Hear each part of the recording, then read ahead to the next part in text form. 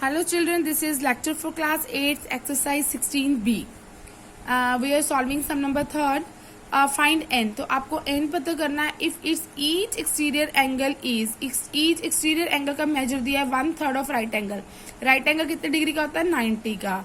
1/3 of right angle मैंने 1/3 of का मतलब मैथ से होता है मल्टीप्लाई. राइट एंगल मैंने 90 डिग्री का एंगल, तो कटिंग करा तो 30 डिग्री आ गया. मीन्स ईच एक्सटीरियर एंगल कितना है? 30 डिग्री का. एन पता करना है. आपके पास फॉर्मूला है n into each exterior angle is equal to 360. तो ईच एक्सटीरियर एंगल किसके बराबर आ गया? 360 अपॉन एन. तो एक्सटीरियर एंगल 30 है, 360 अपॉन एन, तो एन की वैल्यू क्या आ गई? 360 अपॉन एन आ गई, 30 आ गई. एन इज इक्वल टू, यहाँ से एन ऊपर चला गया, 30 नीचे आ गया, तो एन की वैल्यू कितनी आ गई आपके पास में? 360 अपॉन 30. तो 0 से 0 कट गया, आंसर इज 12. ठीक है, ये आप खुद करेंगे. ये 2/5 of right angle. Right angle का मतलब एंगल का मेजर 90 डिग्री है. क्वेश्चन नंबर 4 देखिए. Is it possible to have a regular polygon? Regular polygon कौन सी होती है? जिसमें सारे एंगल सेम होते हैं और साइड का मेजर भी almost same. Whose each interior angle is this. देखो, ईच इंटीरियर एंगल दिया हुआ, कहता है कि ये पॉसिबल है रेगुलर पॉलीगन हो 170 डिग्री ईच का. तो हिंट है फाइंड एन. एन फाइंड कर लीजिए. If n is a whole number then yes, otherwise no. Whole number means answer fraction में नहीं होना चाहिए, तो यह मैंने आपके लिए कर दिया. Use formula each interior angle is equal to n-2 by n into 360. ये फॉर्मूला है ईच इंटीरियर एंगल फाइंड करने का. जहाँ पे वर्ड आ जाएगा स्टेटमेंट में ईच इंटीरियर एंगल, तो वहाँ पे फॉर्मूला यूज होगा. ईच इंटीरियर के लिए फॉर्मूला यूज होगा n-2 upon n into 180 degree, और ईच एक्सटीरियर के लिए फॉर्मूला यूज होगा n into each exterior angle is equal to 360 degree. ठीक है, n लग जाएगा साथ में ईच, जहाँ पे वर्ड आएगा. Each interior angle is equal to this. तो ये ईच इंटीरियर एंगल 170 दिया हुआ है, तो इसकी ओपन कर लीजिए ब्रैकेट. ये क्या बन गया? 180 n माइनस 360 अपॉन n. तो क्रॉस मल्टीप्लाई क्या बन गया? 170 n. और ये जब ट्रांसपोज किया ना बेटा, ये सेकंड टर्म लिया और इसका साइन चेंज हो गया. अभी ये पॉजिटिव था, यहाँ पे क्या बन गया? नेगेटिव. तो 170 minus 180 n is equal to minus 360. ये इसके आगे साइन है, ये ध्यान रखिएगा. माइनस तो माइनस साथ चलेगा. ठीक है, अब ये क्या आ गया? n वाले सॉल्व कर लीजिए. माइनस 10 आ गया ना, बिकॉज प्लस माइनस माइनस करते हो, आंसर में बिगर टर्म का साइन लगाते हो, तो माइनस 10 n आ गया इज इक्वल टू माइनस 360. तो n की वैल्यू क्या आ गई? 360 अपॉन 10. 0 से 0 कट गया, तो n कितना आ गया? 36. इसका मतलब 36 होल नंबर है. होल नंबर 0 से स्टार्ट होते हैं, 1 2 3 4 so on go up to infinity. ठीक है, तो ये होल नंबर आ गया. It means yes it is possible. अगर आंसर हमारा फ्रैक्शन में आ जाता, डेसिमल में आ जाता, तो हमने कहना था नहीं जी, इस टाइप की कोई भी पॉलीगन पॉसिबल नहीं है. ठीक है, 5th का सेकंड पार्ट देखिए. एन फाइंड करना है. अगेन ईच एक्सटीरियर एंगल दिया हुआ, देखो वही फॉर्मूला यूज होगा. N into each exterior angle is equal to 360. फिर जो ईच एक्सटीरियर एंगल क्या आ गया? 360 अपॉन एन. जो इसके आगे एन लगा था वो अपॉन में चला गया, तो you can find out n easily. इसको इसकी पोजीशन चेंज कर दीजिए. ये क्या बन गया? 36 एन इज इक्वल टू 360. यहाँ से एन निकाल लो, क्या आ गया? 360 अपॉन 10 आ जाएगा. ठीक है, करते हैं. Each exterior angle is equal to 40% of right angle. ठीक है, 90 डिग्री. परसेंट हटा दीजिए, परसेंट हटाते हैं तो अपॉन में 100 चला जाता है. ऑफ का मतलब मल्टीप्लाई है, और 90. तो ये कटिंग करा के आ गया 36. ईच एक्सटीरियर एंगल कितना आ गया? 36 degree. Then using formula each exterior angle is equal to 360 upon n. तो एन फाइंड करना है. ईच एक्सटीरियर एंगल पता करके आ चुके हैं. इसको क्रॉस मल्टीप्लाई करिए कि क्या बन गया? 36 into n is equal to 360. तो एन पता कर लो, 10 आ गया. ठीक है, तो एन साइडेड फिगर होगी.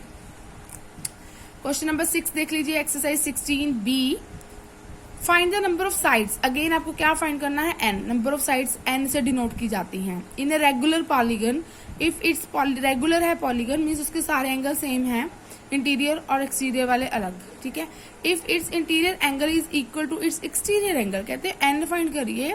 अगर interior angle is equal to exterior angle है, तो हम इस वर्क को करने के लिए क्या करते हैं? हम पहले फॉर्मूला लगा लेते हैं कि भी हमारे पास इंटीरियर और एक्सटीरियर इज इक्वल टू 180 वाला. लेकिन हमारे पास कंडीशन क्या है कि exterior angle is equal to interior angle. तो हमने क्या सपोज कर लिया? वो किसके बराबर है? एक्स के. ठीक है, तो फॉर्मूला यूज किया. हमारे पास फॉर्मूला है एक्सटीरियर एंगल, हम एक्स निकालना ना पहले, तो हम क्या करते हैं? Exterior angle plus interior angle is equal to क्या फॉर्मूला था? 180. ठीक है ना, हमने क्या था ना, स्ट्रेट लाइन में ये अगर एक्सटीरियर है ये इंटीरियर है, तो दोनों का सम कितना होगा? 180 होगा. स्ट्रेट लाइन बनती है ना भाई. ठीक है। तो ये x मान, ये भी x है और इंटीरियर भी x है, देख लो, क्योंकि दोनों एंगल इक्वल दिए हुए हैं। इज इक्वल टू 180, तो x प्लस x कितना आ गया 2x, है ना, इज इक्वल टू 180 आ गया। तो x की वैल्यू कितनी आ गई 180, ये मल्टीप्लाई था, ये डिवाइड में चला गया, कटिंग करा क्या आ गया 90, तो x की वैल्यू कितनी आ गई 90। ये हमारे पास क्या आया है, ईच एक्सटीरियर एंगल भी 90 है, ईच इंटीरियर एंगल भी 90 है। हमें फाइंड क्या करना था n, तो हमारे पास फॉर्मूला क्या है n into each exterior angle is equal to 360। तो each exterior angle is equal to 360 by n, है ना, जहाँ पे वर्ड ईच होगा ना, वैसे तो एक्सटीरियर एंगल का सम ऑफ ऑल एक्सटीरियर एंगल 360 होता है, लेकिन यहाँ पे ईच एक्सटीरियर एंगल होगा वो किसके बराबर होगा 360 अपॉन n, ठीक है। तो यहाँ पे वैल्यू पुट कर लीजिए 90, तो n फाइंड कर लो, क्रॉस मल्टीप्लाई किया, क्या बन गया 90 into n is equal to 360, n किसके बराबर आ गया 360 अपॉन 90, कटिंग करा तो 4, n इज इक्वल टू 4। अब आपका क्वेश्चन नंबर 7 है ना, इसमें एक्सटीरियर एंगल किसके बराबर दिया हुआ है 1/3 ऑफ इंटीरियर एंगल के बराबर दिया हुआ है। तो हमने लिख लिया अभी एक्सटीरियर एंगल है ना वो 1/3 ऑफ इंटीरियर एंगल है।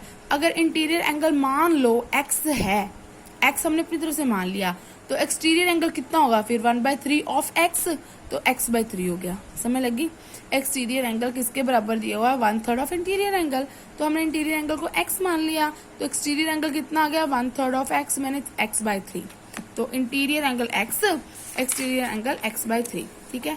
और हमारे पास फॉर्मूला है कि each interior angle plus each exterior angle is equal to 180 degree, ठीक है जी।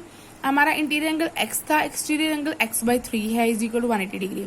अब आप लेफ्ट साइड पे देखिए, इस साइड पे यहाँ पे x कॉमन है, तो I have taken x as a common factor. क्या रह गया अंदर, इधर x बाहर चला गया, इधर कुछ भी नहीं रह गया, तो कुछ भी मतलब वहां पे 1 रह गया, प्लस 1/3 x गॉन आउट, तो मैंने अंदर एलसीएम लिया, एलसीएम इज 3 प्लस 1 कितना आ गया 4x upon 3 is equal to 180। अब इसको क्रॉस मल्टीप्लाई करा लीजिए, तो 4x इसके बराबर आ गया 180 इंटू 3, ठीक है। तो x किसके बराबर आ गया 540 अपॉन 4, 540 कहाँ से आया, इन दोनों को मल्टीप्लाई किया, ठीक है जी। तो कितना x की वैल्यू कितनी आ गई 135 डिग्री। तो आप पता कर लीजिए, ईच इंटीरियर एंगल को x माना था 135 आ गया, तो आपका एक्सटीरियर एंगल क्या माना था 1/3 ऑफ x, तो 135 का 1/3 कर दीजिए, that will be your answer. कितना आएगा 45 आई थिंक सो। आपको लेट नंबर ऑफ साइड्स पता करना है, वो हमने n माना है, तो हमारे पास फॉर्मूला है, या तो इंटीरियर का लगा लीजिए या एक्सटीरियर का लगा लीजिए, आपकी मर्जी है।